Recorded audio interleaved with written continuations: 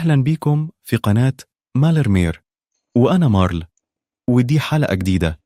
أكيد معظمنا شاف فيلم الرعب سكريم، بس هل كنت ممكن تتخيل إن في حد ممكن يكون مهووس بالفيلم وإنه ممكن يحول حياتك لكابوس؟ ده اللي حصل مع إياد وساندي. تعالوا نسمع منهم اللي حصل، بس قبل ما نبدأ الفيديو متنساش تحط لايك وتعمل سبسكرايب وتكتب تعليق فيه حابب الحلقة الجاية تكون عن إيه.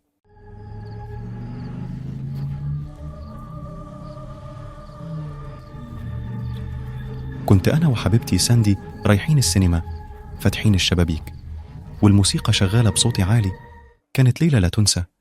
ركنت العربية ودخلنا السينما. كنا رايحين نشوف فيلم الرعب سكريم. طبعا الأنوار كانت خافتة والناس كانوا قعدوا في أماكنهم. فجأة حسيت إن ساندي متجمدة من الرعب وبصيت جنبي.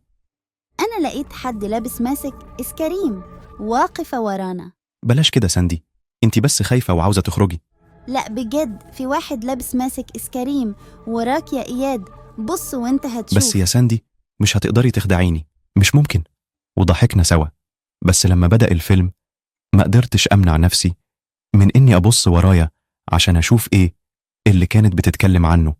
في الصف اللي ورانا كان في واحد فعلا لابس لبس إسكريم وماسك سكينة كبيرة، كان بيبص علينا ويضحك. ضحكت لما شفته، ما قدرتش أمنع نفسي وبصيت لساندي وهمست لها يا ساندي، ده مجرد واحد عامل كوسبلاي، يعني حد بيلبس زي الشخصية اللي بيحبها، هو مش خطر. فجأة سمعنا صراخ جاي من الصف الخلفي. لفينا وشفنا جثة سايحة في دمها على الأرض، والراجل اللي لابس ماسك إسكريم واقف جنبها وسكنته مليانة دم. قومت بسرعة من مكاني ومسكت إيد ساندي وجرينا على الباب، بس كان مقفول.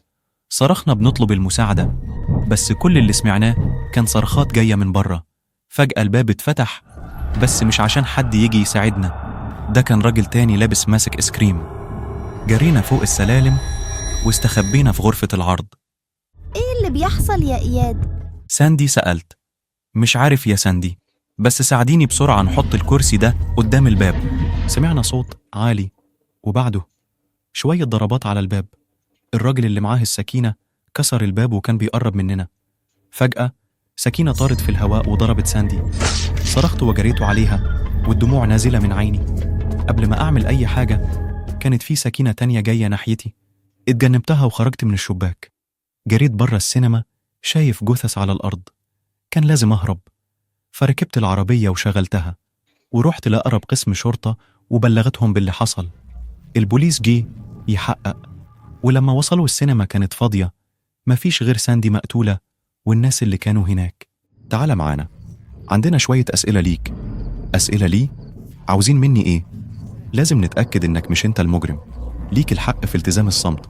خدوني وقلبي كان بيدق بسرعة وهم بيحققوا معايا، بس في الآخر اضطروا إنهم يسيبوني ومشيت. بس كان في حاجة بتشغل بالي. عشان أحل اللغز ده لازم أشوف تسجيلات الكاميرات. لو الكاميرات سجلت القاتل ممكن نجيب حق الناس. قلبي كان بيدق بسرعة لما فكرت في ده، بس بسرعة اتحول لرعب لما شفت عربية بزاز غامق بتمشي ورايا. دوست بنزين وحاولت أفلت منها، بس فجأة خبطني من ورا. مفيش فايدة، لحقوني. اتخبط بالعربية وحاولت أهرب جري، بس وقعت. ولما لفيت شفت واحد تاني لابس ماسك إسكريم جاي ناحيتي. فجأة عربية بوليس ظهرت من العدم. انزل على الأرض، دي الشرطة. الراجل اللي لابس ماسك إسكريم حاول يجري، بس البوليس كان سريع، قبضوا عليه على طول. البوليس كان عارف إن القاتل هيحاول يخلص المهمة، وطلعوا صح. القاتل اللي قبضوا عليه كان سفاح شرير مستلهم من أفلام إسكريم، وكان مرعب سينمات في كل البلاد. ساندي وكل الناس دول ماتوا عشان مجنون كان عاوز يعيش في دور فيلم الرعب بتاعه. بحس بالذنب ومش هتفرج على فيلم إسكريم تاني أبداً. وفي النهاية لو عجبتك القصة حط لايك، اكتب كومنت، اعمل اشتراك في القناة، وابعت الفيديو لأصحابك، وتابعني على صفحة الفيس لأن بينزل عليها قصص جديدة. ويلا سلام من غير باي.